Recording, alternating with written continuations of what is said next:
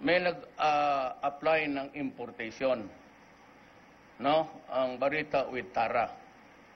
Jason Aquino, he is a military man. Actually, he was the very first to come to Davao 3 years ago to urge me to run.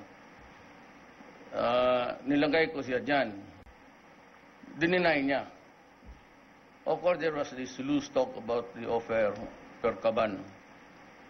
It was appealed to the higher office is really the office of the president. Yes. Na? Okay. It never reached my desk. I was put to notice, but I let the cabinet decide it kung nasa cluster nila. They overruled Jason, allowed the importation, and ito yung babaeng si Valdez signed, approved the importation. Alam mo, hindi yan inyo. When it is office of the president, you meet there and make the recommendation. I will decide to grant or disapprove it, the appeal. Kasi ginanon.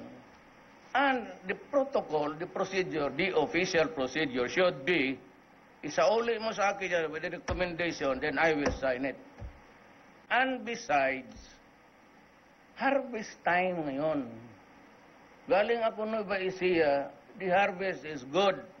Per hectare, it's 3 times the original output. Bakit ka mag-import ngayon ng bugas? I-compete mo yung, hindi, patay ang farmers. Will buy the, so I am ordering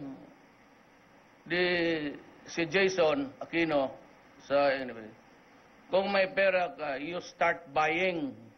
You buy the rice of the local producers as if you really want a buffer.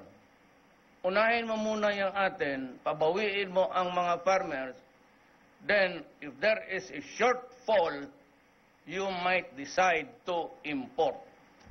In the meantime, when there is may surplus, huwag ninyong kompetensyahan ang mga farmers natin.